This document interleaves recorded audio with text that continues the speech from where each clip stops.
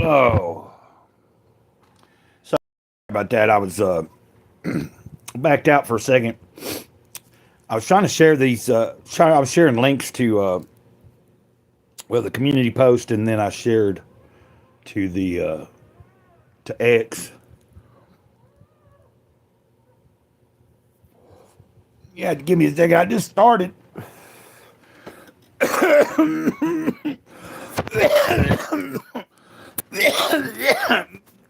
Glad to see somebody here.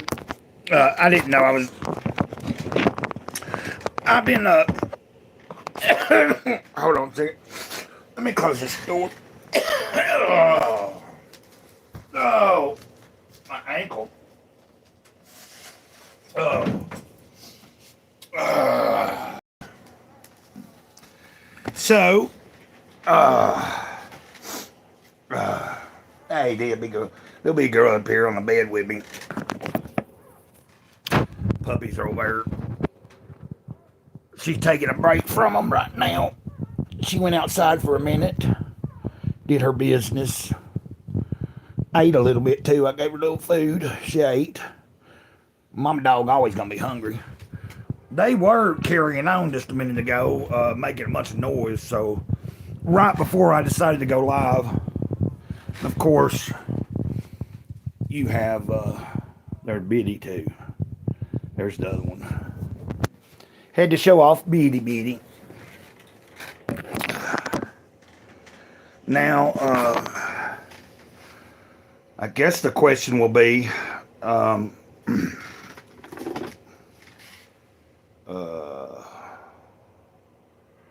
I hope we're not having a trouble. I'm seeing that somebody's here watching. Try typing something in the chat if you can, if you're able to. The other day we had I was doing a live stream earlier the other day. I don't think it was yesterday. Although I did do 3 lives yesterday. Okay. I see you, man. Red Snapper. What up, off topic? Yeah, man. You know, you mentioned, I seen your little thing about the ley lines. I learned about ley lines years ago. Yeah, I had a good day so far, man. Red Snapper. But yeah, off topic. I'm originally from Tennessee, and I lived in this college town called Murfreesboro. And one of my friends that I lived on his farm, he was an old hippie. There was a lot of college students come out, you know. There was this hippie, like college girl that she was studying archaeology and like stuff like that, and like, you know, the earth and all that. That was the first time I was ever taught. Like, I had never heard about what a ley line was or anything until I met that girl at Carl's, and she started explaining it about how, you know, think of an you know what I'm talking about, buddy. You know what I'm talking about. I'm assuming that's you, Matt. It says you're off-topic memes. If it ain't you, then maybe somebody else has another channel that does stuff, you know, clips your stuff. Yeah, Red Snapper, it turned out pretty good. I got to say, if you just tuned in, somebody was tuning in. Little big girl done jumped back down. But yeah, if that's you, Matt, I was just trying to say, I'm with you on that idea or what you were talking about at some point. Not like I have a whole lot of huge. Now, I do have some stories that nobody would want to. They would probably be interested to tell these stories. And I have briefly mentioned it before on this channel a couple years ago, that my time in the woods, I did see quite a bit. Like before I completely transitioned into telling everybody to call me Greycloud. And I don't mean transition in a sex change.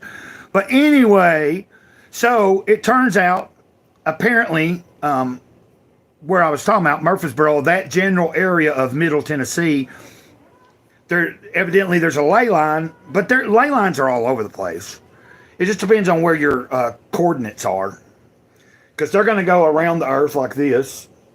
Red Snapper, I don't know if you know what we're talking about, but I'm thinking I'm talking to Matt here, and I'm just referring to his video he did. You can look it up on YouTube. He's got one up on here too, but it was the same video I watched on X. He was showing a video of a guy claiming to have opened up a portal, and I have no, you know what I mean? Like, I know that vibration and frequency, there's a lot to it. There's a lot to it. And almost everything is based on frequencies. So, you know what I mean? I just know that I saw things before. What I was meaning was the area of Tennessee that I was talking about. So apparently this girl was learning about it. She was studying, like real stuff, but they were talking about it in her classes. Then it was information passed on to me. That became interesting to me. I learned and read about them. Turns out, like, if you live near an area where a ley line might fall, a lot of times you will have, those areas will be centers of, like Murfreesboro's known for a large music scene, large artistic scene. Of course, you got the University of the South there, but that general area right there, Rutherford County, Coffee County, Shelbyville, Tennessee too, which is in Bedford. But there's several counties, and they all like...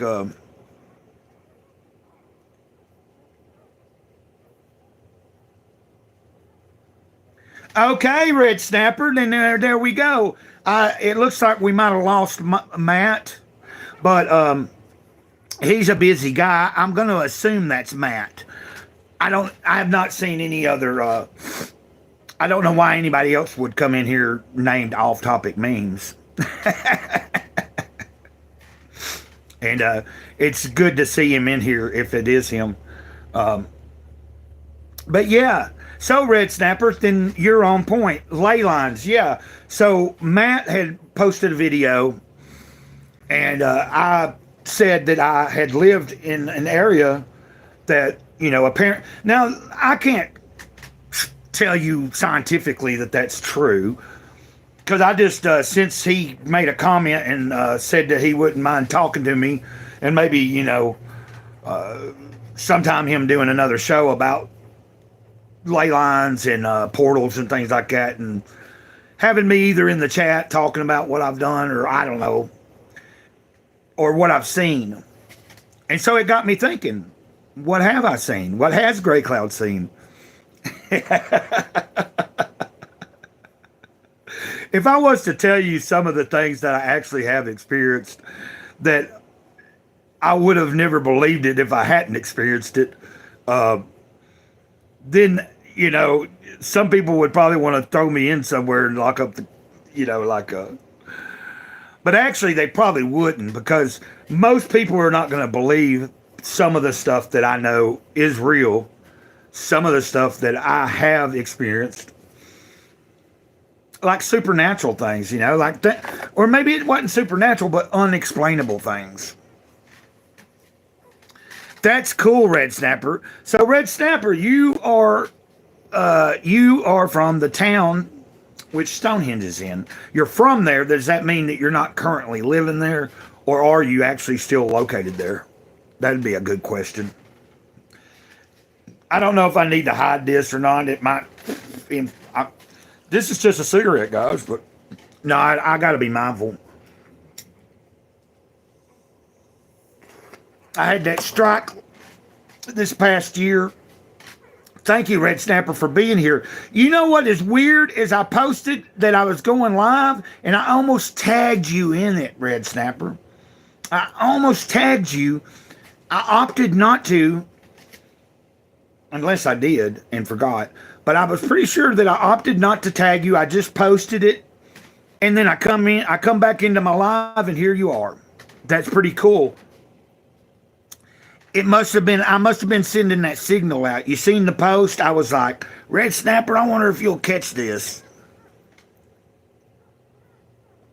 Okay, you're 25 minutes down the road. Well, I didn't know, just because you said that you were from a town that Stonehenge is in or near there, being from there and actually still living near there is two different things. Like, I'm from Tennessee, from the United States, but I live in Alabama currently.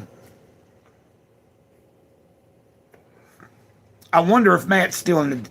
That's pretty cool, though. That's really cool.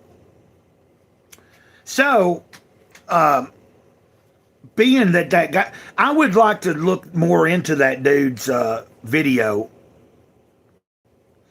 So basically, that video that Matt shared was pretty cool. I'm going to have to look it up and do my own. I'm sure there's a lot of people saying that it's fake. And of course it could be. It could be manipulated. But what I saw didn't seem much different than the portals that they've opened up. Have you seen those huge portals that they've got in certain places now? They're calling them portals. You can't walk through it, but you can stand right there in front of it and talk to somebody else on the other side of the world in the other city, on the other side of the portal. So they have got that, which I don't understand that technology. But basically that dude used frequency, and with the right frequencies, it created a certain vibration that opened up some kind of apparent. What appeared was a hole about this big above his bed, and you could see through there, and it looked like it was, looking into a whole nother area of the country. Like he was in one state. Basically, he's claiming that he opened up a window from his state into this other state, and somewhere else in the United States, and that's what you're seeing. Now, whether it's real or not, it's a good question. I know that when I spent that time in the woods, yeah, like, I mean, yeah.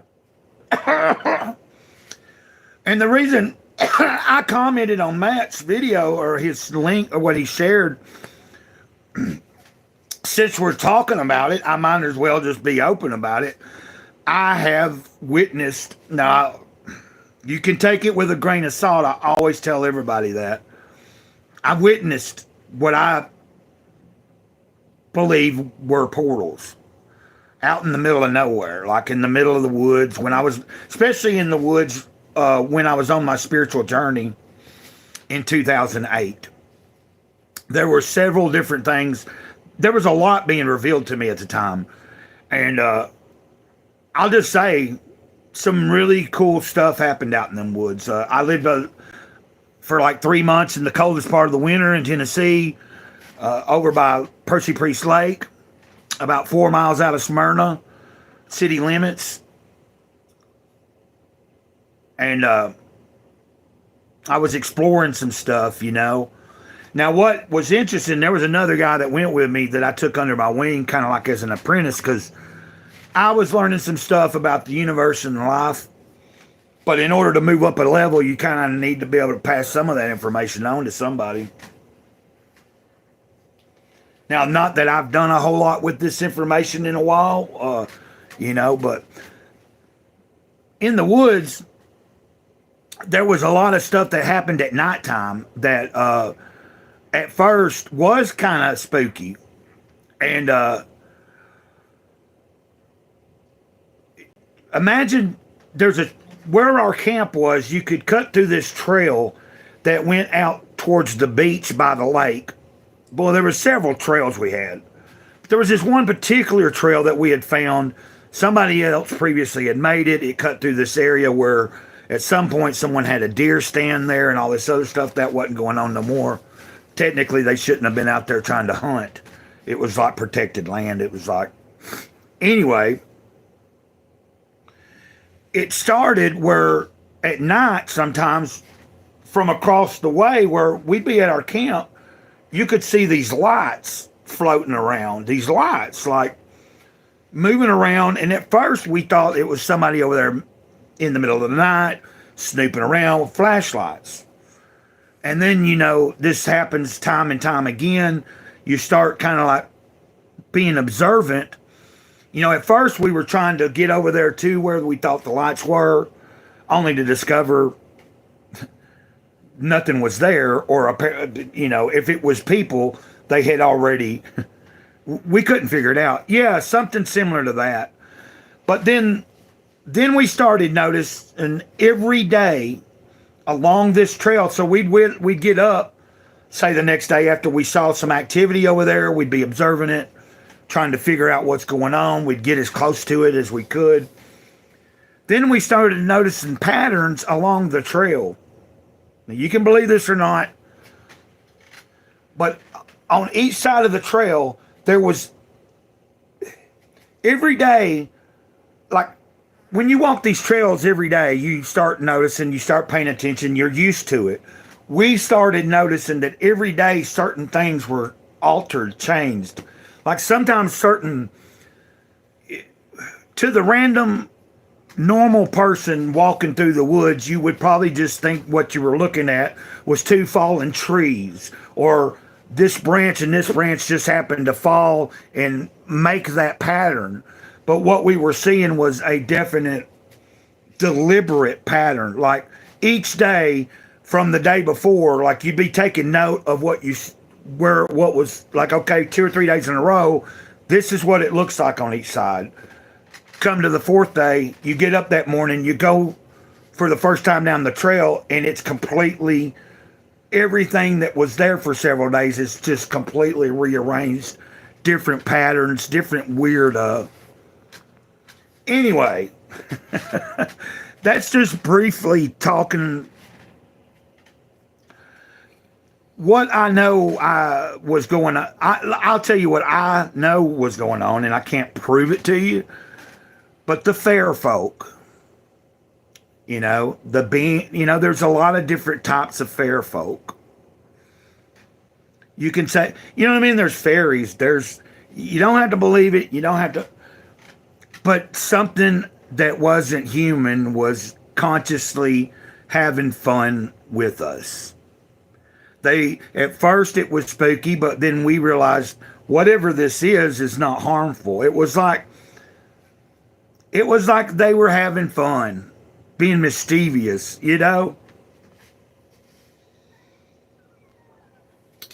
But yeah, I seen some,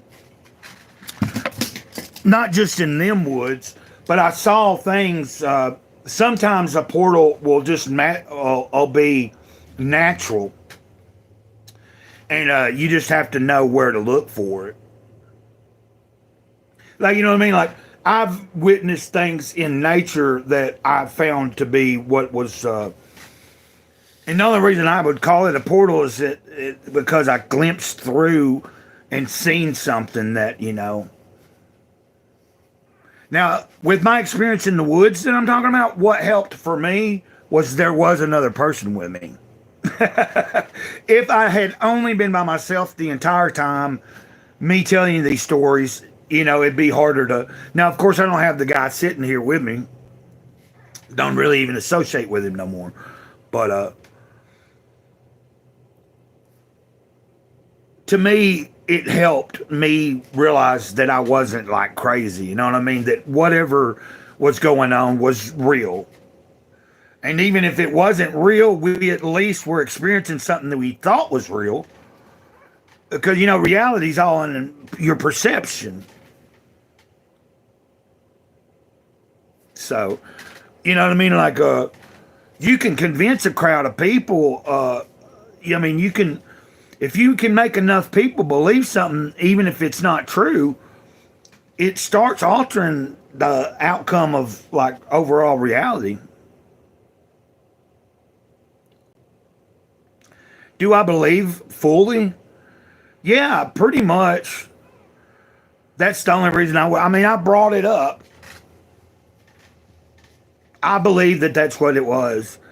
I know it was. Like, you know what I mean? I can't tell you that we sat and talked to him or anything, but it was fun. And I had my own personal experiences too by myself there after he left the woods for a little while. Now, to what extent, you know what I mean? I believe that a lot of things like that are based in some sort of truth at the first. Like, it might be kind of folklore now. It may be some of the stuff seem, there's a lot of it probably is fictional, but at some point, somewhere in history, someone experienced this enough that this became, and then, it took off, and then,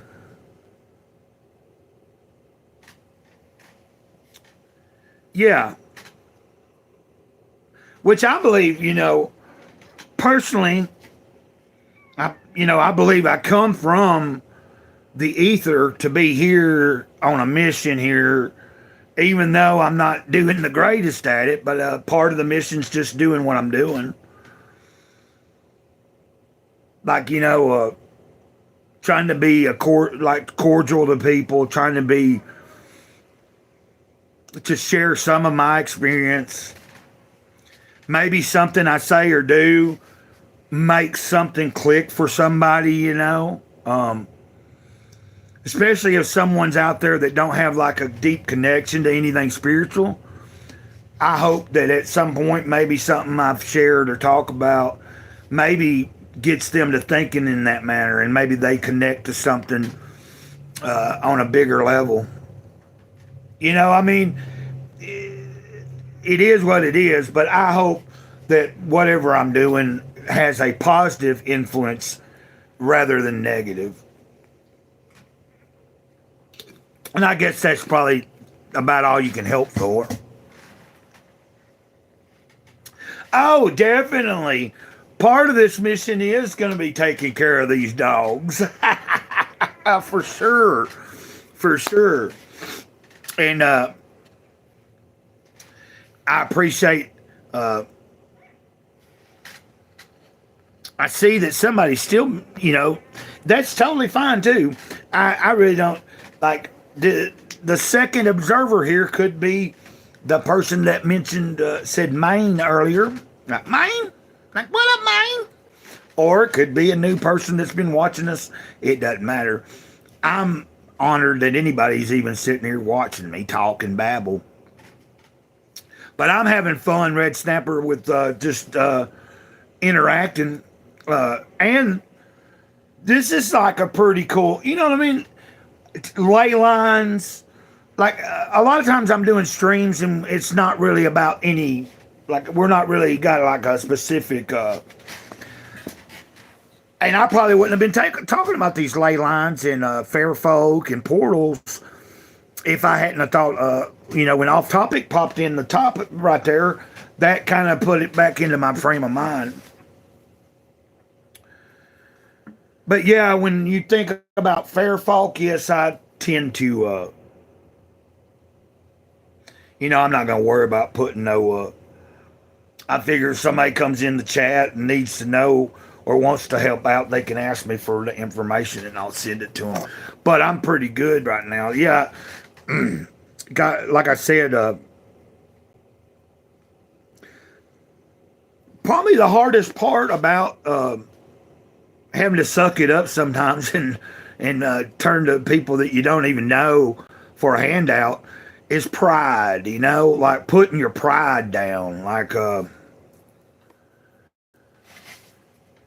I tell you, that was probably one of the hardest things back in the day when I first ever experienced like what they call homelessness or being on the streets. I probably was on the streets for 2 or 3 years before I really had the courage to even walk up to anybody and ask for spare change or to even stand somewhere with a sign or something. It's easier to hold a sign, but you get what I'm saying? And I never was anybody that was like that, like aggressive, or pretty much if I was on the streets and didn't have nothing, you figure out what you need for the day, you come up with it, and that's pretty much where I left it. Like I didn't get greedy. I wasn't gonna stand there. Like if all I needed was $20 for the day, once I got $20, I was done. You know what I mean? Like if I know, okay, this is gonna cost me this is gonna cost me that, and I should have a few dollars at the end of the day.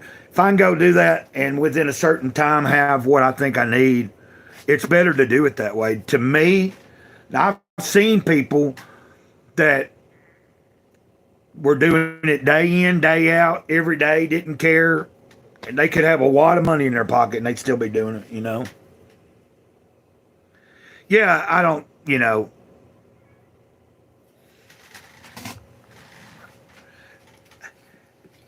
what I was getting at is it's not something that I'm necessarily like, I'm not sitting here bragging about it. It's just when times are usually, there's some months that I don't really have to think about it, but there's sometimes like where I've spent a little too much somewhere else or overdid something here or there to where towards the end of the month, you know, when you're on that last stretch for your next disability check, you know.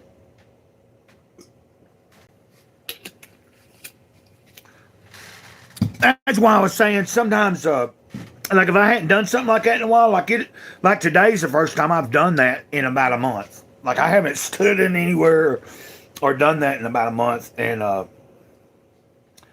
I just knew that I needed to do something because I needed toilet paper, and I still got dog food, but I got blessed with enough to where if I can go to the dollar store later, because I ain't gonna buy no dog food over just this store over here. There's some stuff over here I'll buy, like their hot food and stuff is good, reasonably priced. You know, and of course I don't drink sodas and stuff like that, so I'm not gonna buy that kind of stuff either.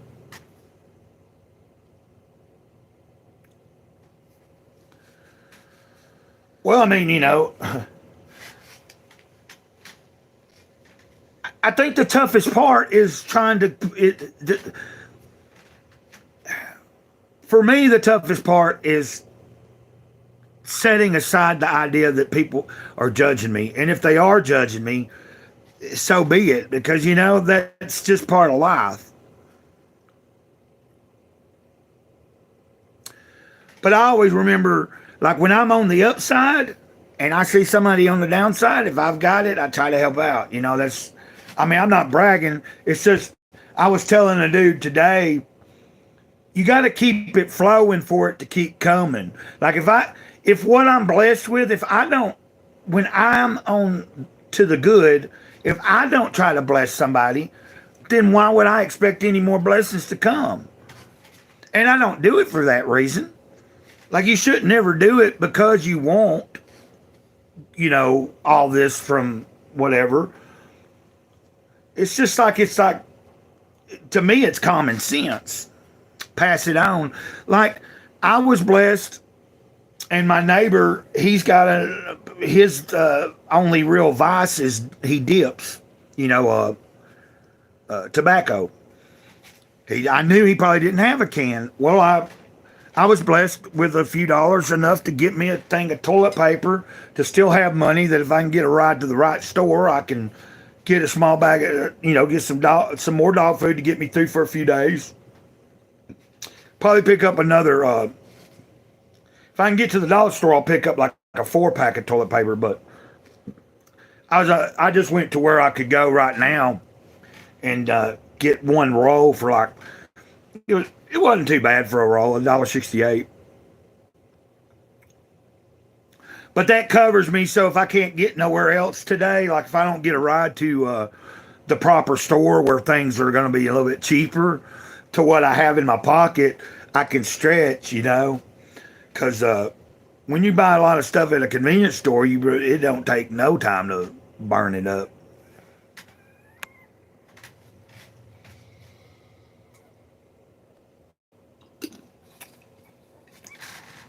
I think, like even now, just talking about it, part of me is self-conscious, thinking it's this other person that's watching, that's not in the chat right now. What are they thinking about me talking about doing that kind of stuff? But you know what?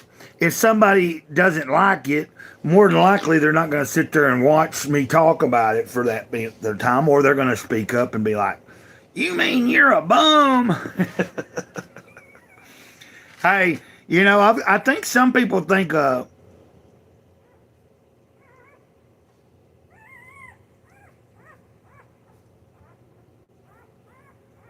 yes, sir. I do have an issue with booze. Currently, today's like day 12 of no drinking, though.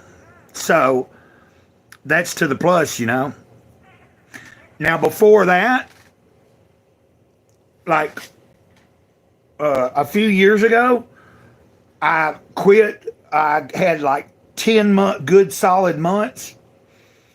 And then I had a physical. Now, this is really no excuse, but I deal with, there's these, I get these cysts on my back because I got arthritis. These cysts form on my back, like in this one area where I had a back surgery years ago. Matter of fact, I'm dealing with, I've got something that's been leaking for a while that popped, and I have to clean it off and put, stuff on it every day. What I'm getting at is the first cyst that ever came up, it formed. I didn't know what it was. I hadn't been to the doctor about it or anything. It was a big old lump on my back. I dealt with it for a long time, was still staying sober and everything.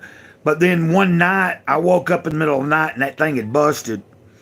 And man, that just like, it ate at me. Like I couldn't get it out of my head. It was like freaking me out. And I had this dude living here that he didn't drink a lot. His thing, he was into drugs and stuff more, but he did have he had gotten some moonshine and it was up in my freezer. It had been there since like Christmas of that year. In January is when that cyst busted. And I just said to him, I said, a few sips of that right there would probably help me sleep. Because I was having trouble sleeping. And then that's the first time I kind of fell off. So I drank for a few days, stopped drinking again. And then, so I maintained pretty good. Like I got to say, you could think I'm making excuses, but if you were to go back 4 years ago and seen how much I was drinking then compared to how little I've drank in the past couple of years, I've came a long way. So yeah, like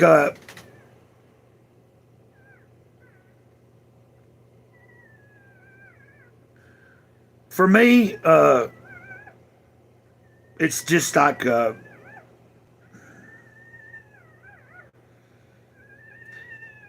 don't really have much of a stopping point. That's why I try to not do it.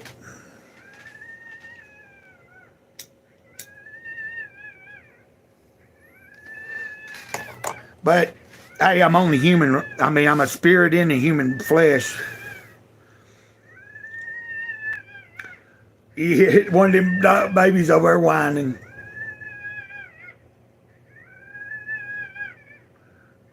I'm trying to figure out which one's over there whining. I'm looking.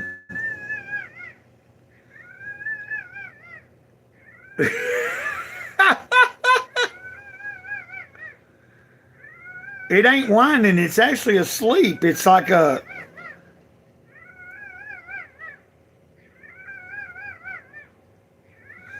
you only drinking bars.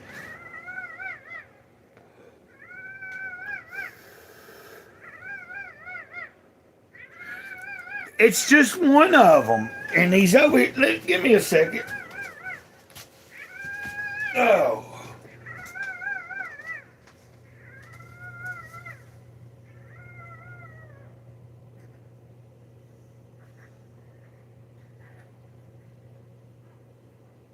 Okay. Okay. We fixed that. Well, I'm glad I got up.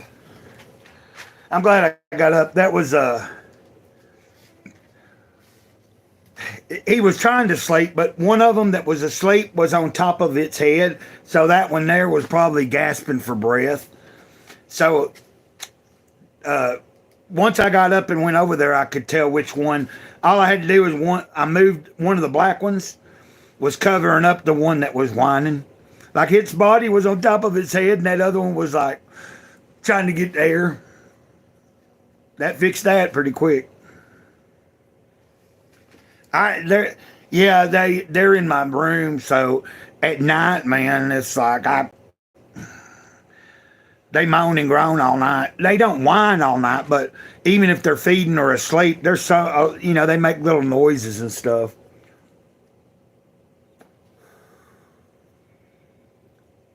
Thanks for hitting whoever hit that like button. There's 2 likes hit now. I see a third person here. If you go ahead, well, it dropped back down to 2, but it was showing 3 people. So if a third person's here, if you think about it, hit that like.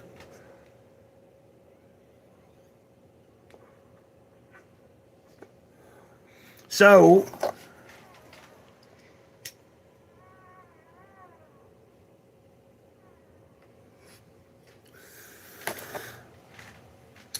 it's been an interesting.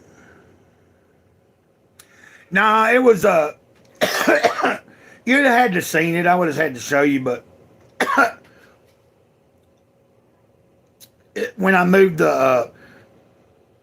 they were all piled up in a certain way, and then one of them was up at the top here, one of them was at the bottom, and he was trying to get its head to the top. So yeah, at first I thought it was just whining in its sleep, but it went on long enough that I had to. Once you said yeah, they're loud, I realized that I needed to look and check it out, so I did. And you see how quiet they are now. But I appreciate you being here and like listening to me talk about some of the weird stuff. Like, but I think it's cool that you live not too far from Stonehenge. Plus, you know about ley lines and everything. But, I would suspect if you are anywhere near around Stonehenge, you probably have heard that kind of stuff growing up, or at some point you're going to come across that knowledge, even if you don't believe it,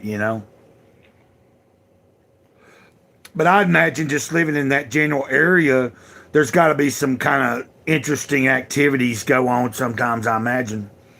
I would think. Just before we went live here, I was looking up about ley lines in Tennessee, since I was talking about that happened to be where I was at when I learned about them. And that college student was telling me that apparently Murfreesboro falls right, like the city is built like right where a ley line just cuts right through there. So that whole general area is a bunch of, but like it's a huge growing area. It's like the biggest growing county in Tennessee.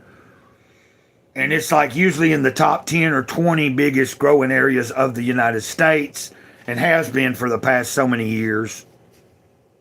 And I remember that girl that was telling me about ley lines was saying that they suspect that that's part of what draws so many people to that area. That a lot of times those type of energies, and it made sense to me because there's a lot of creativity goes on in that, within just that region of Middle Tennessee right there. Now, whether we can prove it scientifically, I don't know.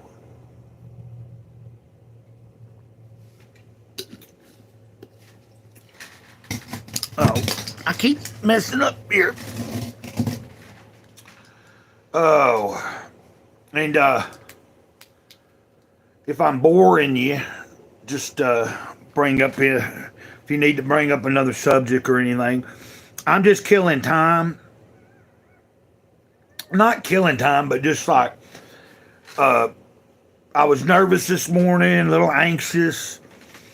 I made those posts early this morning. I was like, because yesterday afternoon I spent the last few dollars I had, and it was like, I was coming back from the store, and I was like, it was like still a little bit of daylight, but we were in between 3 and 4 o'clock in the afternoon.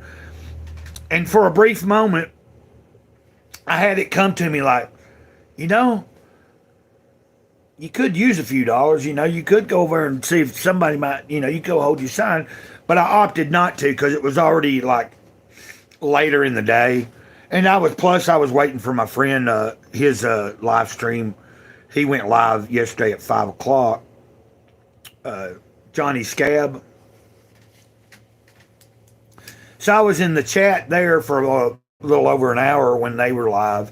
He stayed live for a while, but I stayed in the chat just kind of like making comments and watching everybody banter and listen to him and his somebody came in and was a guest with him. He shared a link. I could have done it too, but I just didn't. I'd already had a long day. So I just relaxed and watched his live stream.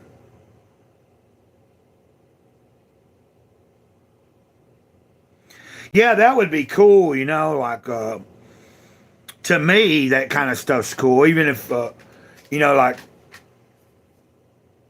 there's a lot of people, a lot of religious people, like Christian type people that'll like sway away from that or like say that even just recognizing the old ways and stuff.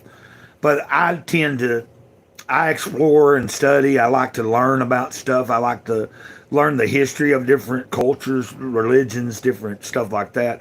It helps give me a better understanding of what it is that I'm seeking or trying to, get a better understanding of. To me, anyway, like having other perspectives doesn't mean I have to necessarily agree with everything or follow that particular. But like if they're not stepping on my toes and it's not like a violent thing or whatever, then I'm cool. Like,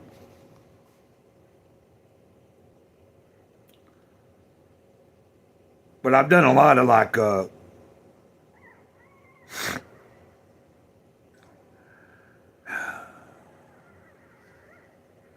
I did a lot of exploring like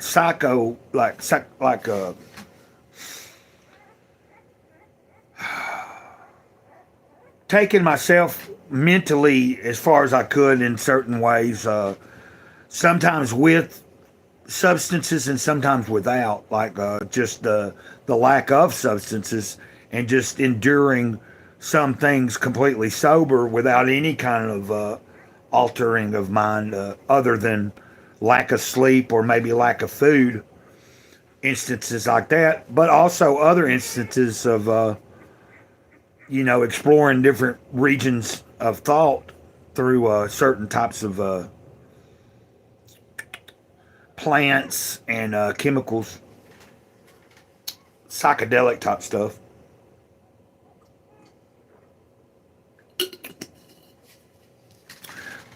It's been a while since I've had like a good psychedelic, like an actual, last year, a friend did send me I did happen to have like a chocolate bar that was a mushroom chocolate bar, and it was like I think the equivalent of an eighth of mushrooms. So that turned out pretty good. He sent that to me for my Christmas and birthday gift. Because my birthday is on the 30th of December, so.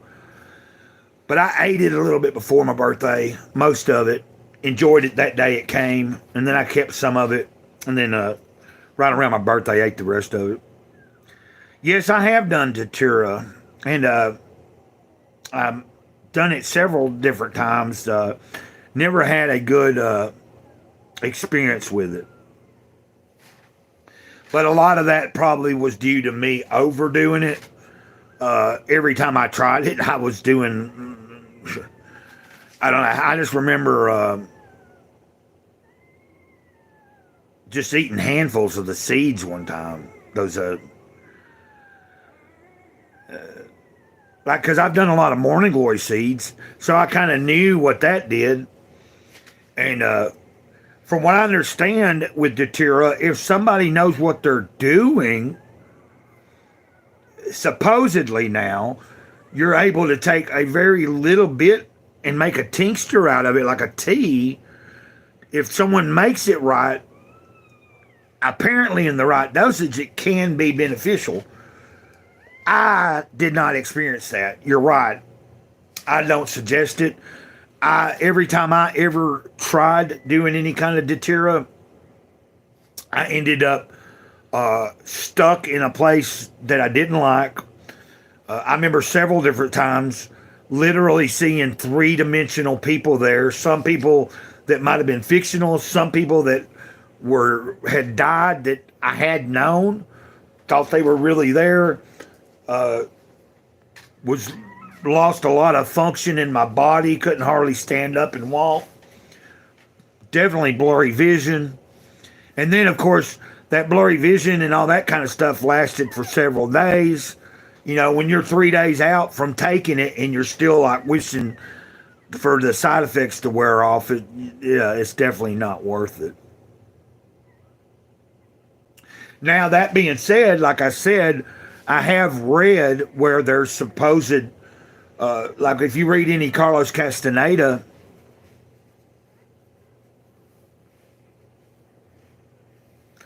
no, I didn't get wrapped up from doing datura, but I knew a guy that had done some datura and got arrested for running down the street naked. That was years ago, sometime in the late 90s or sometime, like, I don't remember when.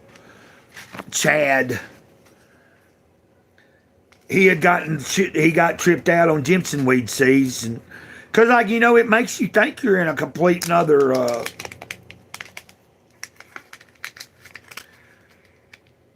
yeah, it's not I know what I read about in Carlos Castaneda. Dude had him grow his own plant. Like, apparently, if you were to, I guess, take a certain datura plant, like there's there's ginseng weed seed, there's a whole bunch of different, because basically they're a deadly nightshade, is what I understand. They're in that class of deadly nightshade. So, in a small dose, apparently you can achieve some kind of level of usage that may be beneficial, but I don't recommend to try. I mean, if I was going to try to do that, I should have done everything properly back years ago when I tried it several different times. I should have either sought out someone that knew what they were doing or properly read more about it before I just made a tea with a buku of seeds or just ate a handful of them.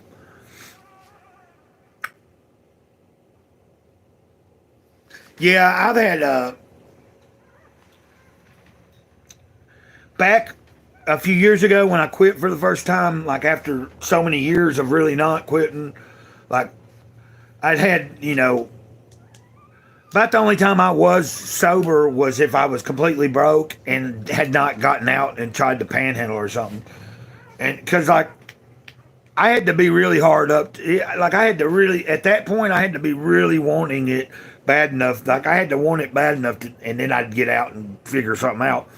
But there'd be a lot of times I'd just wait on my payday. And so there'd be, like, a stretch of, like, days where it'd be like miserable because, I'd been drinking so much, and then you just kind of like, you get broke and you got a week out, but from payday, that put a hurting on me.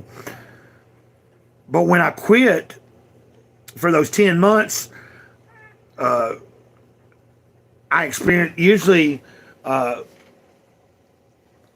been drinking so much, like, I have cold sweats. Like, right now, I wouldn't have that.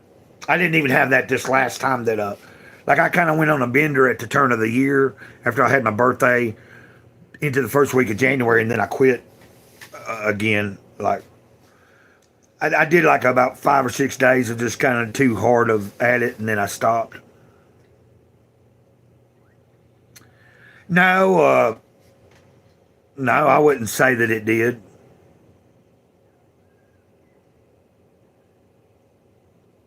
No. Now, anytime I was ever on the streets, homeless or whatever, it was just like when my mom was still alive. It was a lot of times after I was an adult, we'd get into an argument or something, and I just like didn't want to deal with it for a while, and I'd head out, go somewhere, either couch hop or whatever, and then I'd just end up in a town and live on the streets for a while wherever. But she died in 2002, so I haven't had her around. Like mom, after my mom died, there wasn't no falling back on nobody. There wasn't nobody to like, you know what I mean? Like after a few months out there on the streets or something, I didn't have nobody I could just call and be like, "Hey, can I come home?" So that, and then I hadn't always drawn a disability check either. Like I lived on the streets for quite a few years. And what I would do, sometimes I'd collect cans. Sometimes some days you'd hold a sign, panhandle. But like in the early days, I learned different hustles. Collect cans, turn them in. That'd be some, a little bit of beer money. There was day labor places where you could go sign up that morning.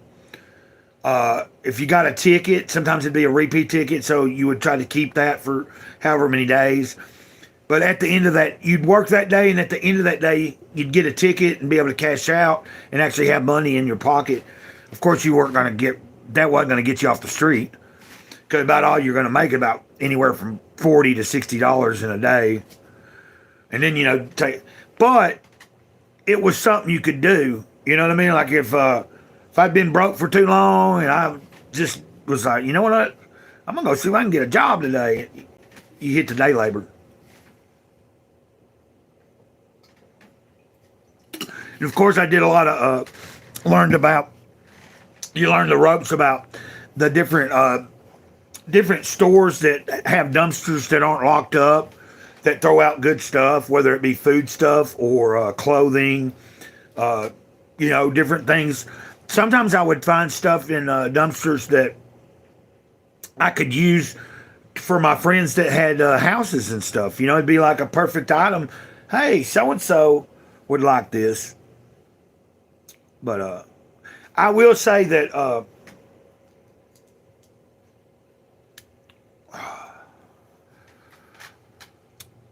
a lot of people on the streets, that is what is the issue.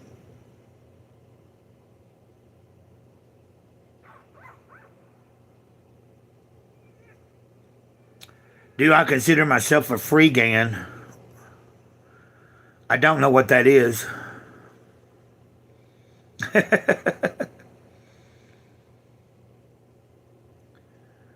A free man?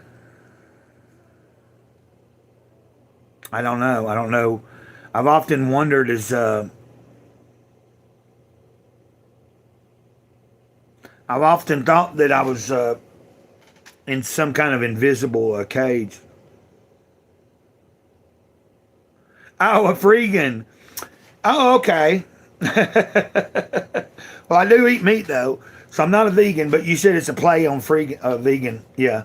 So like a free guy, freegan, yeah.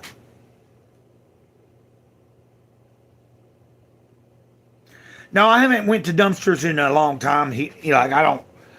If I had a car, like if I drove, I would probably have scoped out this general area. There's two different, I've never explored whether these grocery stores I go to here.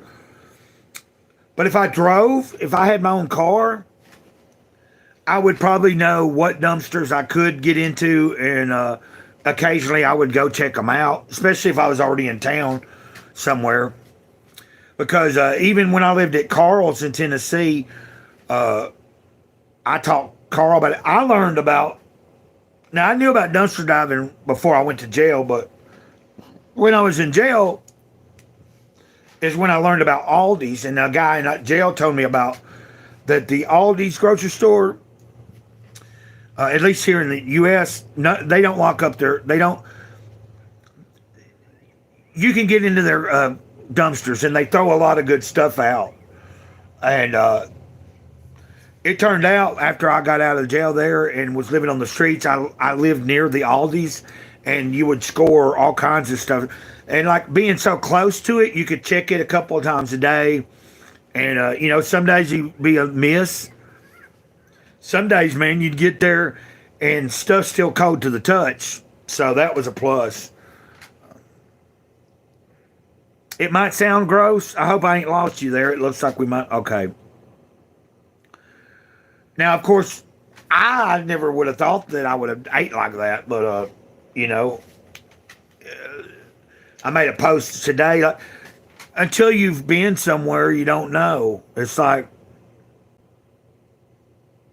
you know, I used to be like one of those people that if you know, I wouldn't want to take a bite after somebody else. Well, or I didn't want to drink after somebody else. Okay, well, I'm enjoying just talking, man. I know I'm enjoying having somebody to shoot the crap with for a little bit. And really, it feels like I've been here it feels like we've been here for like a long time, but I just realized it's just now coming up on an hour, you know. I get fidgety, but that's the one thing about being able to go live. Sometimes the live stream, like you just happen to be the only one really here today. There's been several people watching, but not necessarily chatting. But for whatever reason, that's, you know, neither here or there. Of course, I haven't seen you here till now, but I enjoy. There's sometimes we'll have live streams and there'll be like a good, you know, say 5 to 7 people in and out, and there'll be like good interaction in between the people in the chat. Like whoever else is in the chat with you, if some of the normal people that are usually here, if they came in, a lot of times they'll introduce themselves. They'll say hi to you if you just came in and they don't know you.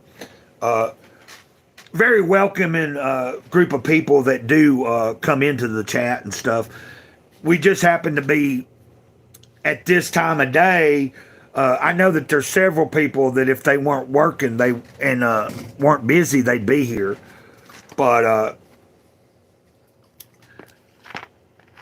I just was like, I'm glad I went and held the sign today, because that kind of killed a few hours. You know, I got up, I did my study, or I did my Jesus Calling video, and I got it uploaded. And then I did a little bit of reading. I've been reading from this book called The Master Speaks for my own personal stuff. And so I was glad that early on I opted to go on and get out there, because it was like, you know, I thought, I've been out there in the heat where it was real hot, and that works in your favor. But the weather can work in your favor of whether people take notice or not. You know what I mean? I was standing out there, not that I want anybody to feel sorry for me, but they see you standing there and it's really hot, or they see you standing in the cold with a sign. It don't take much to go, well, that person really might need something. And I'm happy with whatever. It ain't gotta be money. Like a dude gave me 2 biscuits this morning. So I'd been out there for about an hour. Dude pulled up. I had, you know, this is the first thing anybody done. He stopped, handed me a Hardee's bag, 2 nice biscuits. Man, I was like, thank you, brother. Thank you. I didn't have a drink with me or water. I came back to the trailer. I needed to change my shoes anyway, because one of these shoes is they're cheap shoes, but this is finally coming.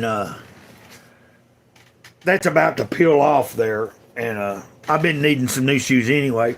But I found an old pair of shoes that worked for me to go back. So I came back. I ate most of the biscuits. I shared part of it with the dogs, with her, the mama dog, and Biddy. But I ate about half of each biscuit myself, shared the other half with the dogs, changed shoes, and I went back out. And I gave myself, I was like, I'm going to wait till about 12 o'clock. And, because I know that what I'm waiting on is my neighbor Betty. She's gone today she went with her daughter to give plasma, which is what she does sometimes to make a little money. Her water, their pipes froze and busted. They thawed out yesterday and started spewing, so they had to turn the water off.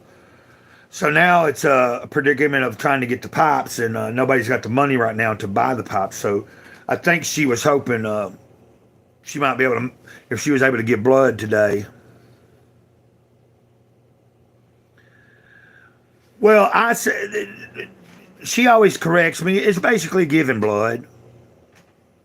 But when I say giving blood, like if I say, did you go give blood today? She always reminds me, plasma. I guess it's whatever they say. They take your blood and then they separate it or something. The plasma is what they're really getting. I don't know. Of course, I didn't know that for a long time until just in the past so many years. So she, sometimes her and her, it used to be her and another neighbor would ride up to Chattanooga. You had to drive about an hour away. They had to a little over an hour drive to get to the place, but they would go there about once or twice a week because they can do it. Like if she's able to give blood today, she's got to wait another 3 or 4 days before she can go back. Yeah, so she's hoping. But them pipes can be expensive, but I won't be able to help out on that until next week when I get paid. I think like I'm now. I do need to check my electric today or tomorrow. That's another thing. I'm gonna call tomorrow. I was gonna call today. Need to see where my prepaid electric is. Last Friday I was at 58. It was 58.17 or 18, so almost $60. When it's not real cold, I only use about, they said, like, I remember at one point they were telling me I was averaging like $2.50 to $3 a day was coming off of my bill. But it's been so cold for the past 5 days or so, having to run the heater almost nonstop. Like, a lot of times during the day, if it warms up enough, I'll turn the heater off. But it got pretty cold. So that's going to... I still like to know, though. I'll probably call tomorrow, see where it's sitting, because that'll give me an idea if I need to put anything on it or if I got enough till payday. Because like if I call and they're like, if they tell me I only got a certain amount, I can do in my head if that'll last me till I'm supposed to get paid, my check's supposed to come Wednesday. But see, if it's going to be cutting it close, then I might have to, do a little hustle or something. One thing for sure is, to me, I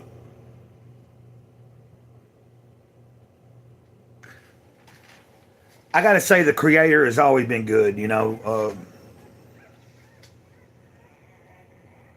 There's plenty of times. Well, say I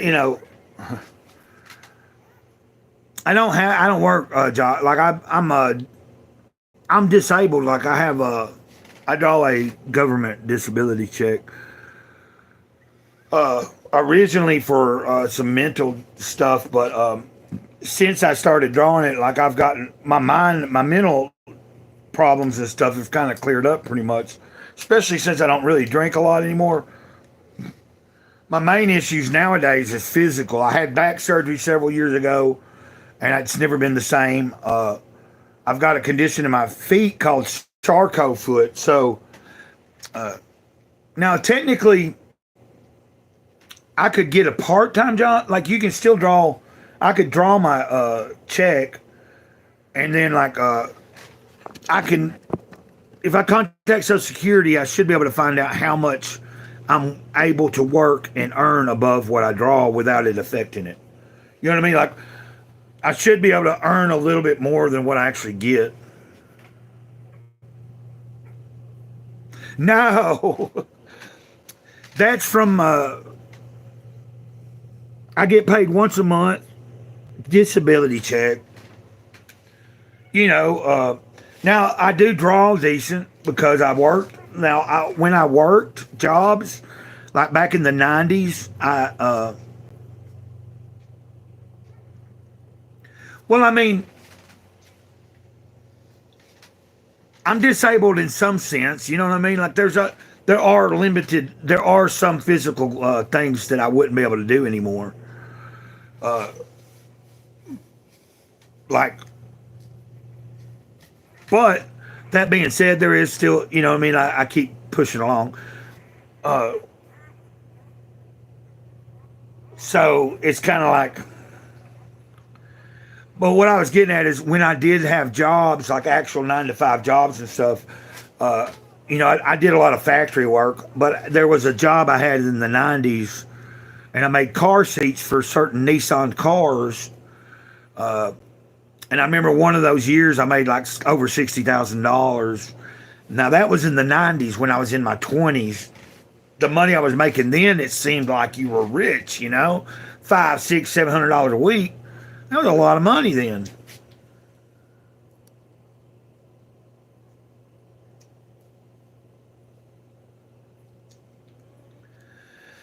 No, I knew that a few years ago, like, I know that those disability, like,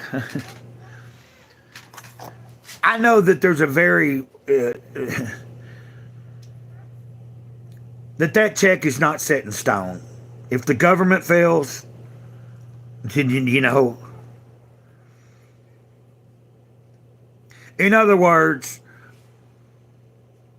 yeah, that's what I'm saying. Like that, I worked that job for like 4 years before I lost it. Now, I did lose that job because of my drinking at the time, but uh, I had worked there, made good money for like 4 years.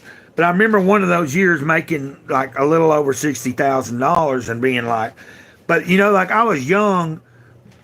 A lot of that went up my nose and down my throat, you know, in my belly. Uh, Foolishness, a lot of foolishness, and nothing to show for it. But because I did work and pay in, uh, when I went and had to get disability, I was able to get like the full amount or whatever, you know, that I. So it's like I'm a little bit.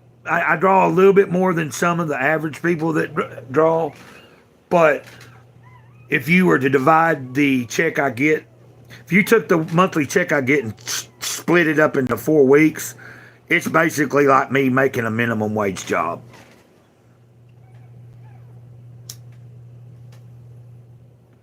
Okay, you've done a whole load of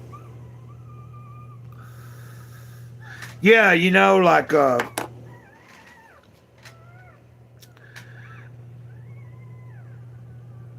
yeah, just piss. It's like you could say it's like pissing it away, you know.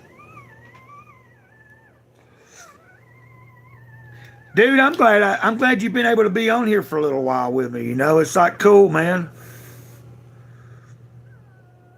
I appreciate you. You know, your support. You're always cool on X and stuff too, man. The other day that was like freaky though, like that DM I got from that. I don't know, man, what was up with that. That was a weird scam.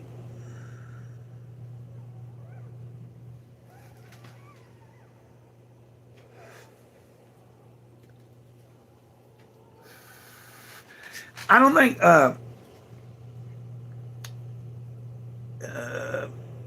personally I don't regret it. I try to say that, like, I was trying to think to myself, is there anything I regret? And I don't. Like, I've often in my life said I really don't regret anything because everything good or bad I did has got me to where I'm at now. And, you know, like, it is what it is.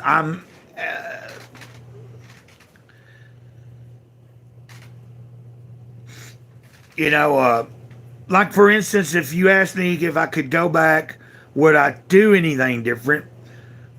My main answer has always been no, because it would change. Like, if I went back and just did one thing different from how I've done my life, it would affect everything on how I am now.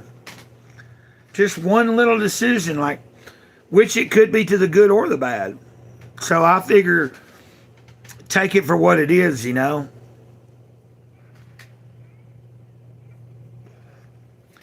If I was to regret anything, it wouldn't be the act of doing those things, but some of the things I did to other people while in some of the worst times on alcohol or drugs. Like in some of the worst case scenarios when I was like just really just not myself and might have treated someone like poorly. I can say maybe I would like to say I would like not to do that anymore, and I don't. But I would, if I could take some of that kind of stuff back, that would be maybe the only thing I would think about. You know what I mean? Like as far as actually doing the substances and stuff and where it's took me, I don't regret doing that. But some of the actions in that in my life, because I didn't make it 51 years. I couldn't honestly sit here and tell you I'm 51 years old and say that I've never done anything wrong to anybody. Of course I have in my life. I couldn't tell you how long it's been now that I've animately tried not to go out of my way to do anything wrong to anybody. If I feel like if someone feels like they're wrong and I think I have wronged them, I like to make it right. I'll correct myself. You know, like you live and learn.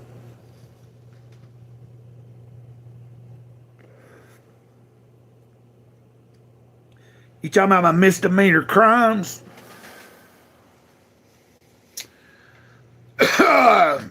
A couple of had several simple possession of marijuana charges.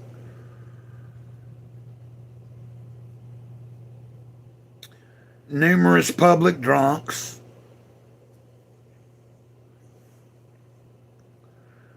A DUI. Got a DUI back in 2003. It was right on my birthday. Like my birthday was December 30th. So it was 2002. Or it might have been 2003. It might have been the next Christmas, that next year, yeah. I can't remember. After Mom died. But so, like, I had some simple possession charges of marijuana, which really isn't a crime. I just was caught with pot. And at the time, that was in Tennessee. And, of course, I had several, like I said, public drunks where you just be out like on the streets and they catch you drinking, throw you in the drunk tank for a little while or whatever. Now there was a time or two that happened in a place where I actually had to spend a couple of days in jail, and then you go to court and you get out. But in Morganton, North Carolina, they just held you till you sobered up, so it wasn't an actual charge. I did get I've had 2 shoplifting charges. Nothing major. That was young and dumb, you know what I mean? Like, that second charge was probably 15 years ago. And I was trying to get some. I had a friend that had a dog that had a bunch of ticks or fleas on it. I was trying to steal some flea and tick medicine for his dog, and that was so stupid. And that's what I got caught for. I mean, that's pretty weird. It was pretty funny. It never failed. Like the reason, I always. Anyway, so needless to say, I don't do that anymore. I don't do that kind of stuff. And then, like I said, DUI. So that was a driving while drunk. Couple of shoplifting charges. A few simple possession of marijuana, and that's about it. I did get a criminal trespassing charge one time.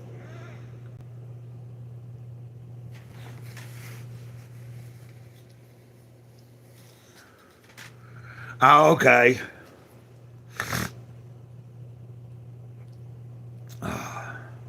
Yeah, it's like I had to, with those simple possession charges, I had to deal with probation and stuff like that for a little while. And like one of the times I actually quit doing it, everything, but then there was another time. Like when I got that DUI, I was on probation for a little while and I failed 2 drug tests, and I was like, the next time I went to court, I just told them to keep me in jail, and I finished out my time. Because if I went back out on probation and violated again, they would have done that anyway. So I was like, I've done violated twice. If I go back out there, I'm probably going to screw up again. So let's just stay in jail for a little while. And I ended up, that turned into about 9. That was about like a 9-month. That was 9 months. That's the longest I ever stayed in jail. And then that was really not that bad because I ended up at what they called the workhouse. And so that meant that I was able to go out during the day and do jobs and stuff, which also I became a mule and learned how to bring tobacco and stuff into the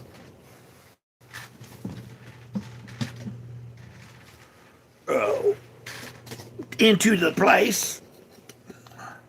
Not something I'm proud of, but it was something, like I wasn't having nobody put no money on my books. So,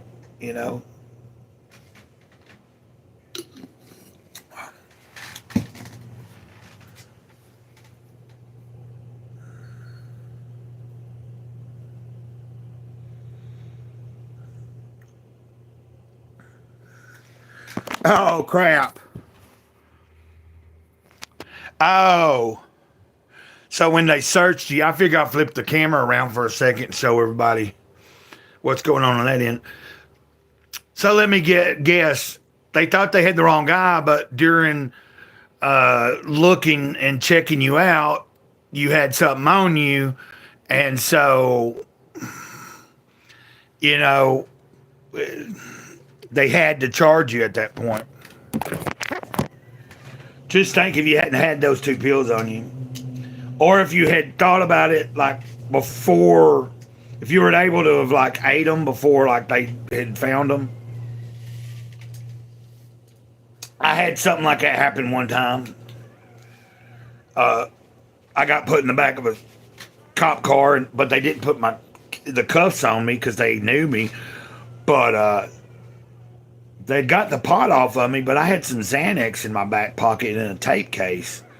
As soon as I heard them rattling around, I took every one of the Xanax I had in there, and so that when I got to jail, they wouldn't find them and charge me with another charge, like trying to bring contraband in. And I lucked up that day and got somebody to sign me out on my own recognizance, and then I was able to get my friend's dad to come and get me out, or come pick me up, get me right to his apartment, and then I just passed out. I was 20 something, I guess. Mom was still alive during that time. My mom hadn't died yet, so I want to say I was right at around 20. I can't remember. I would have been I could be. Yeah, because I'd have been like 28 or 29.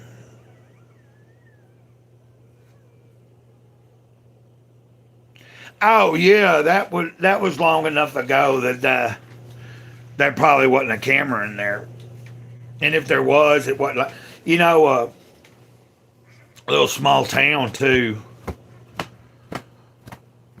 Cause like I had 2 ounces of weed on me, but they only charged me with a half ounce. So the cops knew me from a job I had before. I'd worked at a convenience store, third shift, and they all knew me. And of course, I didn't necessarily know that some of them were crooked per se, but I found out because uh, they didn't write all of it down. They didn't handcuff me. They thought it was funny. They hated to do it, but it was their job. Blah blah blah. But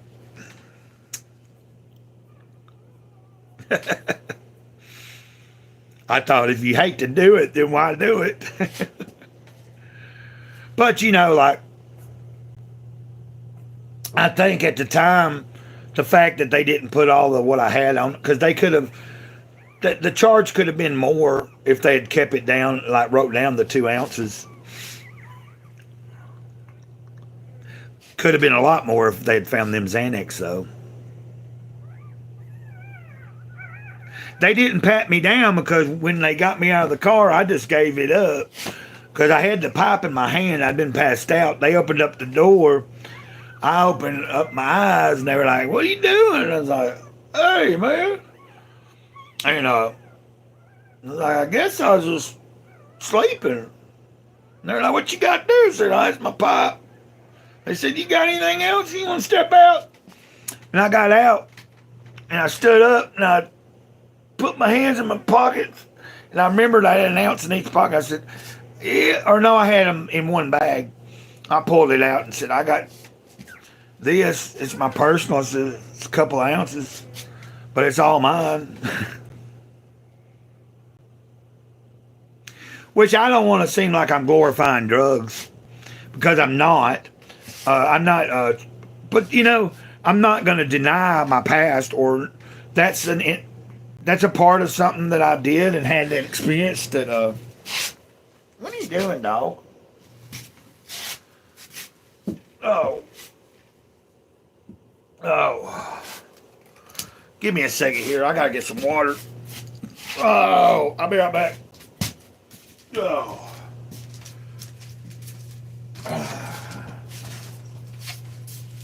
Ow.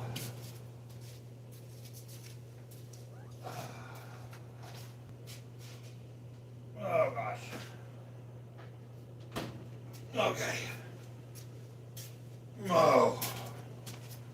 Dadgummit. Oh.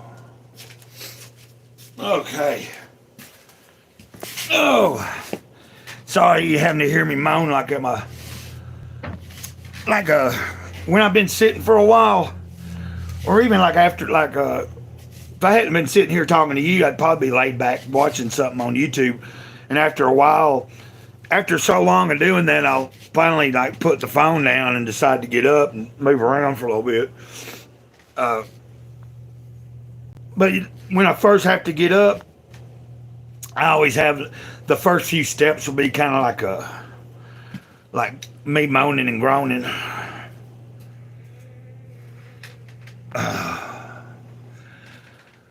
But yeah, I know. I'm just meaning sometimes I forget how old I am until you know what I mean? Like in my mind, it's I feel like it was just yesterday.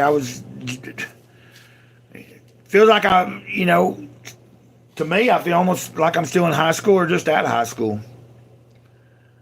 Either like late teenager, early 20s type in my head. But it's when stuff like that, just getting up to get a bottle of water and, feeling the aches and pains and stuff. Of course, I did go out and stand for a while, but as I'm standing out there, I don't just stand. Like when there ain't a car passing or something, I'll just kind of like, I had my headphones on and I was listening to bluegrass gospel, and I'd be like jamming out, and I'd do a little I would do little dances and stuff, and then when I'd see cars coming, I'd get ready and hold. So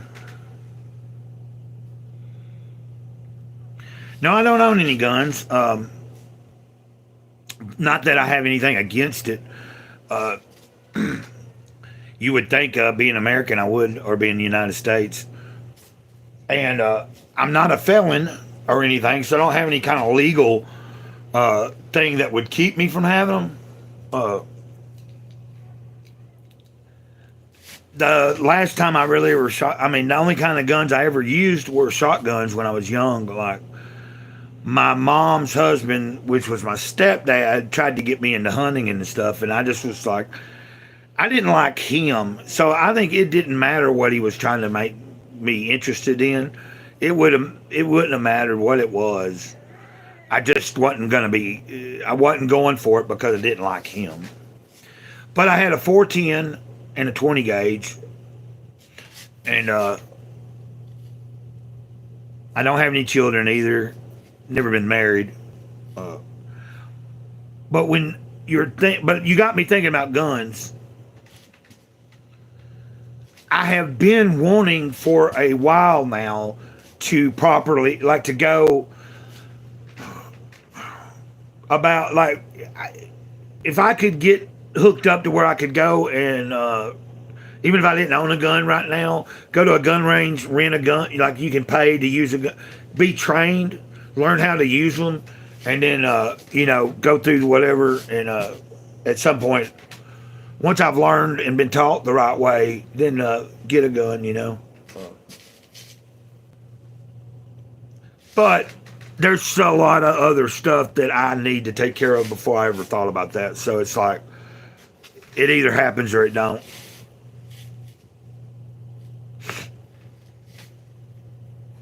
And I think if I did, like,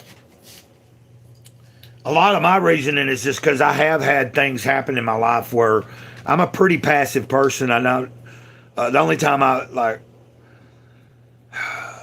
there's been times that people have attacked me or physically harmed me, and there really was no justification for it. And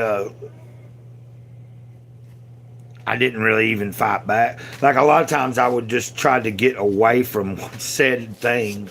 Like, hey, dude, I don't know what your problem is. Like, as I'm getting hit, trying to block it, trying to get away, trying to, A lot of that has to do with I've always been afraid of what I could do to somebody if I allow myself. Not that I don't know how to fight. I'm not trained or anything. But I have like a...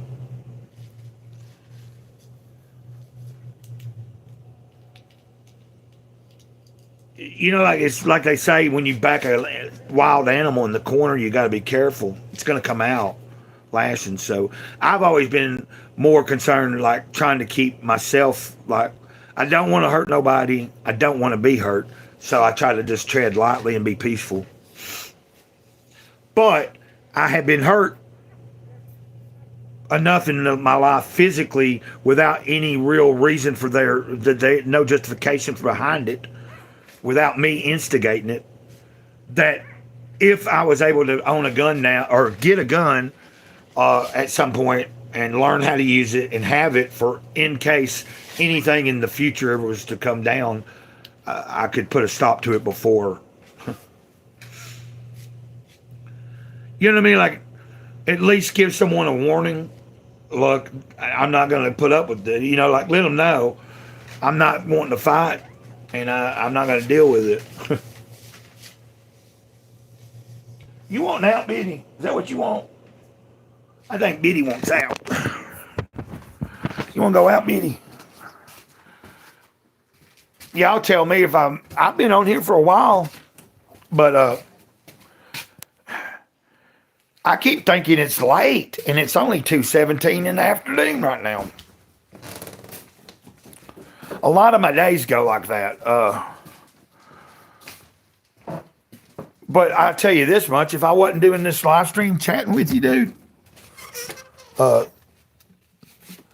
if I wasn't doing this live stream, I probably wouldn't be doing much of anything else. I might be reading, but more than likely I'd be laying in my bed like either on X making posts or looking at posts, or, you know, watching some YouTube stupid stuff.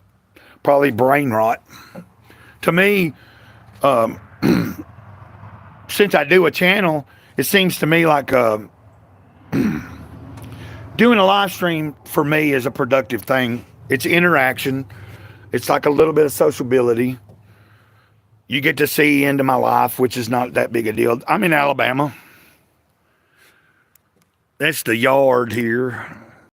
These holes here are where the dogs, there's these little moles, like little shrews and moles that go up on tunnel in the yards here at certain times of the year. And so the dogs will get to digging and looking for them. There's a little bit of trash I need to pick up right there. I know sometimes the trash, there's other neighbors that sometimes some of it will get blown out of a trash can and it'll get into the yard and stuff. So thought I'd just kind of, heck, it's doing me some good to come out here and get a little fresh air anyway. You see the sky is pretty nice. So it wasn't that bad today. Like it was cold this morning out there at the stop sign, but it wasn't really, really cold. Like I wouldn't have probably done it yesterday morning because it was a lot colder yesterday morning.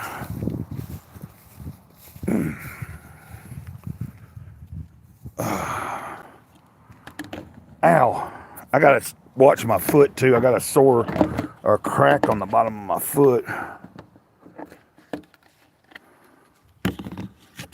Hold on. Now my trash gets collected. I was just saying that when sometimes, like the other day, there was some trash can that got knocked over, and there's a bunch of trash on down at the other end of the trailer park that got strung out that is either getting blown up this way. It's either blowing up this way or some of the dogs have gotten in it and drug it up here. It's just where like one of the trash cans might have had a little too much in it, and a dog or something was able to try to get in it, and they accidentally knocked it over and it made a mess. So, you know, that's one of the things living in a, you know, next to a bunch of, throughout the week when I come out and stuff, there'd be stuff in the yard all through the different days and stuff of the week. No, it depends. My dogs don't really make a mess. Like they're down there snooting around right now because they ain't been out in a little while. But little big girl, the mama dog, she should be back up here in a few minutes. She won't stay gone too long. She'll be coming back to tend to her babies here in a little bit. Like she don't stay, when I let her out now, she don't stay out like, if it's going on around 10 minutes and I hadn't got her back in yet, usually if I hadn't checked in a minute, like if I was to close the door right now and go back in my room, she should be about ready to come in the next 5 or 10 minutes. So she don't stay gone away. She just goes, does her thing, uses the bathroom, and then wanders around the trailer park, snoots around. Now, Biddy is still in that puppy stage where she wants to make messes. The thing is, if there wasn't any like, it was, I don't know who knocked that trash can over the other day, but I'm pretty sure it wasn't my dogs. I keep my dogs in most of the time. Biddy, like, Of course, during the day it's going to be different, especially when little big girl starts weaning those puppies. She'll start spending more time back outside again. But I'm kind of waiting to see if she comes back without like What time is it around where you're at? See, you're probably are you you're a few hours ahead of where I'm at. I'm still in that. Like you should be what in the later afternoon. I'm just trying to gather if I'm right or not. Not that it matters, I guess whatever time it is and whatever time you got to go, you go or do whatever. I'm trying to determine how much longer I'm going to be on here for, but in the same breath, I don't have anything else that's going on other than just, like I said, once we end this, I'll just probably chill out. I might lay down for a little while, but I do enough of that anyway, so I have more fun interacting and talking to people. And actually, I see my dog. I see her coming back now, so that's good that I didn't go. Man, that ceiling, I don't know what that was that I made a mess there, but something got sprayed up on there. I apologize. Do I have chores to do? Not really. I mean, there's things I could do. Like, I mean, there's some sweeping I could do. I could sweep my room up a little. It's been a couple of days. Like, sometimes I'll sweep every day. Sometimes it might be every other day. Just depends.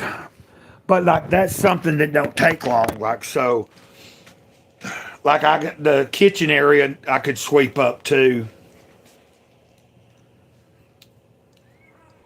Can you do it yourself? Do it yourself. Yeah, DIY.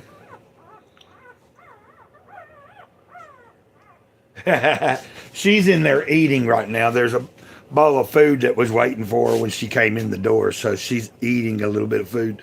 She'll be in here to tend to these puppies in a minute.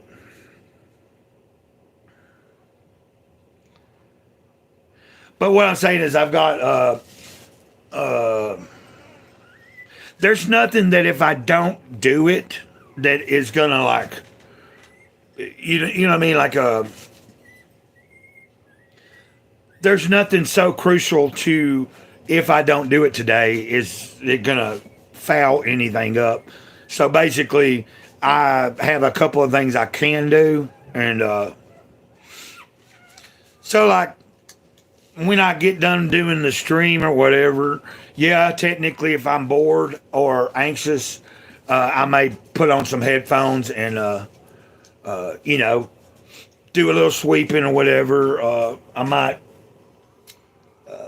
most of my dishes are good right now. Like it's just me, so I don't ever have I don't have to like worry about dishes as much because like I just use the same couple of dishes and then I cook off the same thing mostly, so I don't have to like. It ain't like I'm dirtying a whole lot of stuff all the time. Well, I don't know what you're talking about repair wise. There's really nothing that's happened that I like. If anything went wrong, I would have to get like I'm not.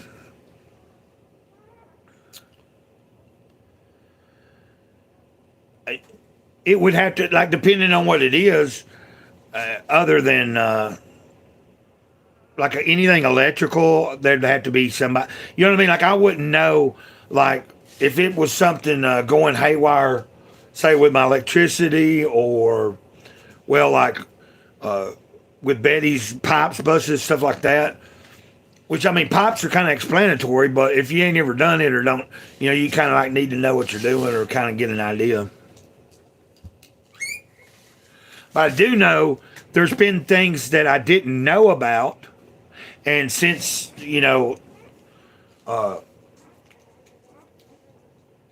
nowadays, with the internet and YouTube and stuff, if there's something that is going wrong and I'm trying to brainstorm on what it could be, sometimes I've found videos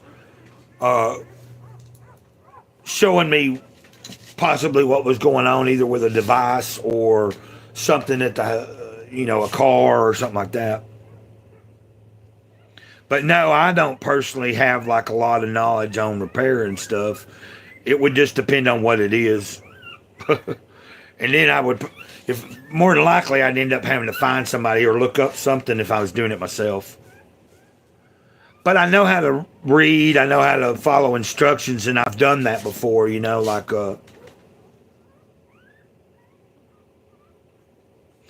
yeah, she died, she was killed in an arson, it was an arson house fire, unsolved still. That was in Tennessee, September 30th, September 30th, 2002.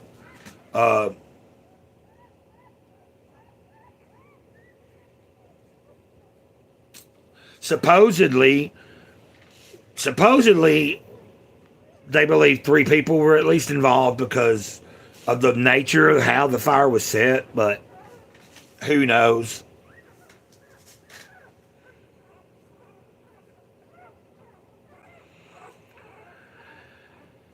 The fire happened in Estill Springs, Tennessee, and you spell that ESTILL, SPRINGS, like Estill Springs. That's where the house was, and I think her legal name in the paper would have been, I think her legal name was still Coop, but that's not what went on her tombstone. So her name was, she was known as Gail, Gail, but her maiden name was Lindsay, Lindsey. But I can't remember what it showed up in the paper. Gwenda Gale. So she was Gwenda Gale, originally Lindsay, and then a Lemming, which is what is on her tombstone. She kept the name that was my dad's last name. Well, she died, but she'd always said she wanted to change it back. She'd rather just been a Lemming and not been the next guy she married.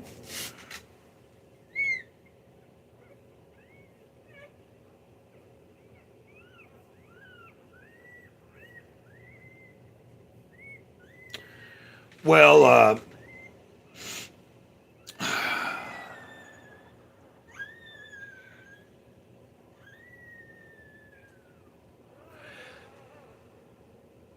of course, I mean, if definitive proof could be, like, if there was definitive evidence to come up eventually and somebody could be actually brought to to the forefront to make things, it doesn't change that it happened, but it would it would be easier, it would be more of a, if it was to come to the light and be knowledge that was proven about whoever did it, yeah, I think that would be beneficial and a good thing. And it would be it'd be easier to have a full closure. So, but that being said,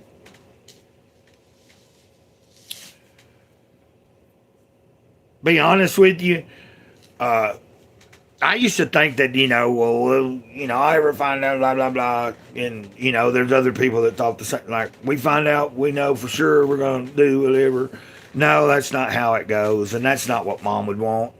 So, I wouldn't, even if I knew without a shadow of a doubt, I personally wouldn't take action as far as like revenge. If I had the information, I'd probably go to the proper people and see if the said people that are the right people that investigate and do that would bring it back, could bring it to the attention of the right people to have it dealt with in a proper manner. Or not even do that, just find out what I know and find the people and know where they hang out. Like, get the names, have no shadow of a doubt that that's who it is. Find out the locations and the places that they frequent or work or whatever. Not to go do anything other than where did some of these people hang out at? If there was 3 people involved, who was the main one? Whatever. But to find a location where they might hang out and go in.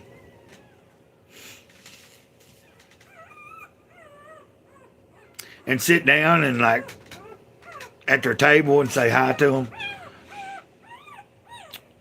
Kind of in some weird way, let them know you know, but like it's like kind of shock them, throw them off. No, that was now. Hey, let's not get too deep into this. The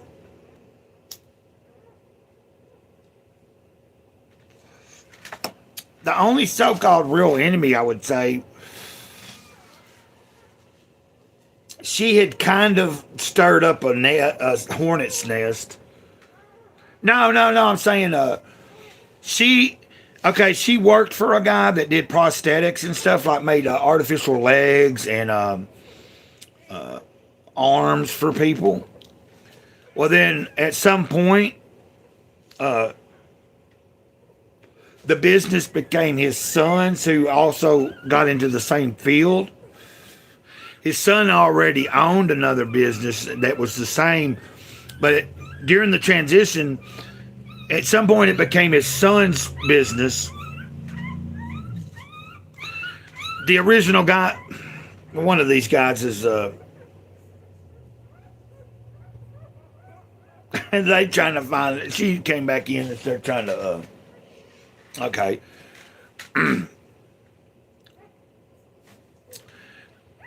When Bob owned the business, everything was legit. There wasn't no like insurance fraud or bullshit. And but then when after a certain length of time after the son was in charge, because my mom did all the paperwork and insurance work, she caught something. She figured out that something was not adding up, that there was some like somebody would be being billed, like they were billing. She knew what the person was getting compared to what was being put on paper and billed. So like,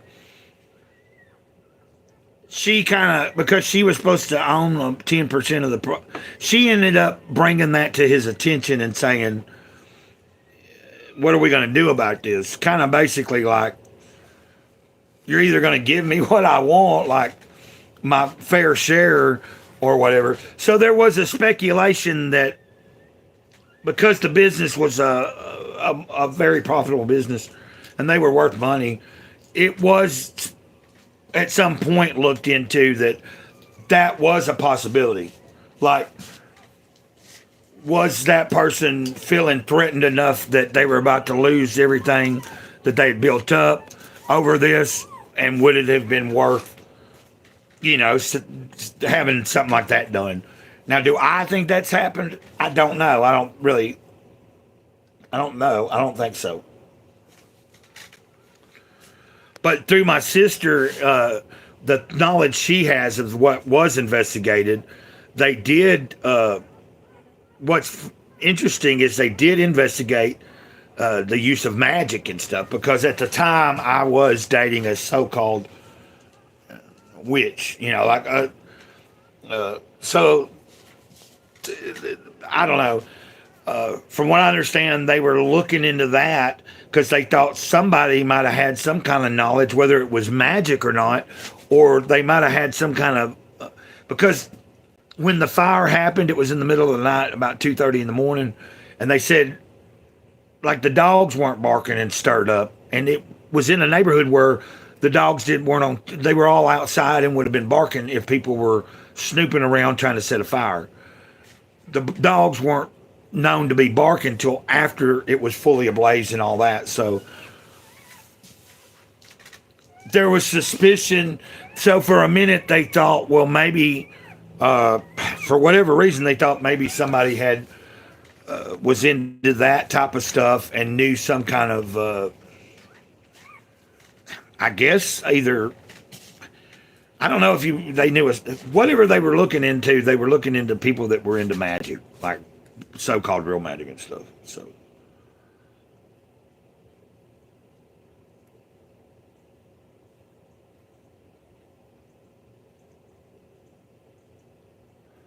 maybe I've talked too much about it. Nah, it's not a big deal. Because of that knowledge there, that I know that they investigated that type of stuff, I had a suspicion that it could have been a few people that weren't happy with me at the time. It's well, not at that exact time, but a few years prior to that, when I was first really kind of coming to my own with understanding that God is a real thing, and of course, I was saying divine source, the universe, calling it all sorts of other things, but I was interacting and first experiencing, my interaction with the Creator and consciousness. And there were some bad people going around that had a few, like there were some people that were like, they were into that. They were into stuff that was like dark and everything. And so they were influencing some of the younger people that I was hanging around. And so I was kind of bad mouthing it. I was like, that shit can't touch me. I was like, I got God on my side, all right? It's like the only magic I need is from the Creator, like divine, like that's what to me, like protection is from God, like something above me. And like somebody try to put a curse on me, it's only going to work if I allow myself to buy into it. You know what I mean? Like a lot of that kind of stuff is trickery. Yeah, you know what I mean? It's like they were influencing some of the younger people that like because I was in my mom was still alive at the time, but they were getting into that stuff for like cutting each other and wanting to drink blood, making people think that they were. Now, I mean, I never was part of it. I just knew this was going on, and then some of the people that I was encountering were telling me about it, and I was like, "You need to stay away from that." And then I would say my piece. I was like, "That can't," and they didn't like that. They didn't like that I was putting up all these other people that were like sucking it up and buying into it, and you got a guy that's like, no, man, don't listen to that BS. That's a bunch of crap. They can't, calling them out on it. I could see where someone that's got is kind of like gotten a taste of they've been dabbling in the arts of manipulation, and they start gaining a little, they start getting a few people following them and making them think that there's something. Well, it kind of goes to their head, and they might not like it when somebody's like just real and like, why are you doing all that? You need to stop listening, dude. So there is the possibility that somebody wanted to send a message of like, okay, you think that you can't be touched, like well, we're going to show you, like, who knows?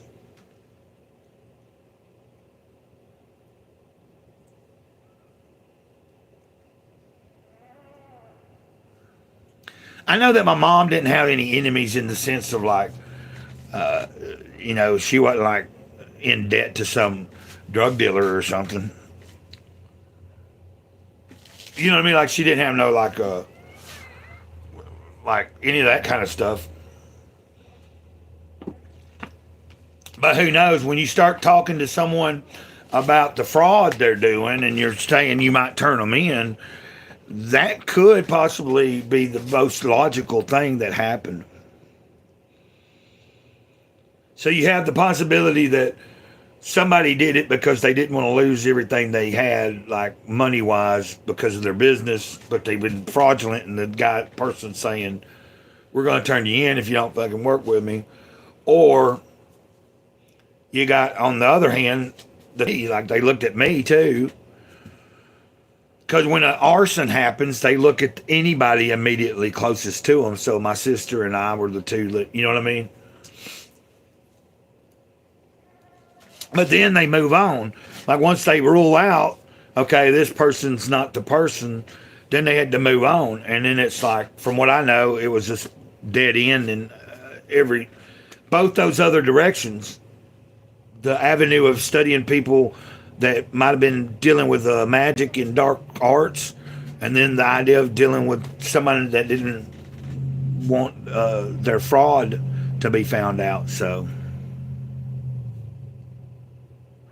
yeah, of course I was interviewed.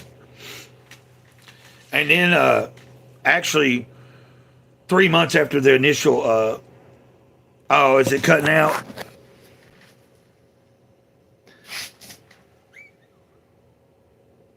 Is it still cutting out? Okay.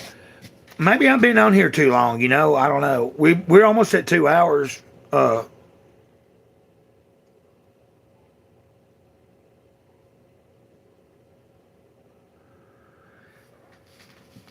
If you're still there, I'm going to end this.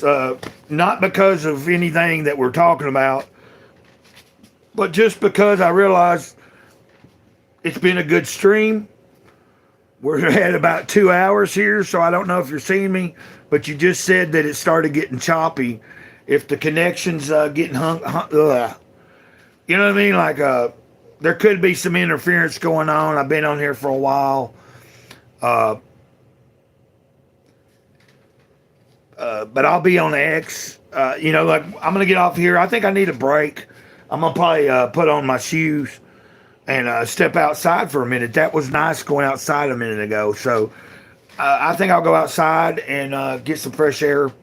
And okay, are you back? Tell me if you're hearing that. Okay, you got it. If you know, I figured that's kind of like that was my. If the signal got choppy for a second, and I'm looking at the length of time we've been on here, I'm going to take that as a clue. But you get what I'm saying? I was going to take that like, okay, that's a clue. You know, we've had a good run. I've shared quite a bit. Hey, I appreciate all the insight, or I appreciate the questions. And actually, I don't mind talking about what we were talking about because, you know, I don't know. It'd be interesting to see if I could find someone that could, that's a professional that could go and get all the information and have them look at it and see, like, you know, get them to get it, look at it, and comb it over, and then maybe I even get to look at it, and we see if we find something someone missed. Now that would be totally cool. Of course, you know, I don't know how that would be set up or anything, but that'd be cool. So I did try to reach out to the state of Tennessee fire department or marshal at one point to see if I could get any of the, because I'm a family member, I should be able to get all that information. Everything that they investigate, I should be able to get documented on a file. And then if, you know, then you take it from there. You know, there could be something in there that I see that nobody else would even think about. And I go, that's where they're overlooking this, you know, so. But at this point in my life, unless it just kind of like something happens that brings it to happening in that way. Okay, it just disconnected again. I think that's what was wrong. I guess after about 2 hours, it'll do that. Are you there? Okay. So I kept on rambling after I said I was going to get off here, but let's end it for a while. I couldn't tell you if I'll go live later or not, but right now I'm just thinking I need to sign off for a little bit and go outside, get some fresh air. I'll talk to y'all either later today or tomorrow or sometime. Look for me again when I go live next time. Y'all have a good one. Love you. Ditto.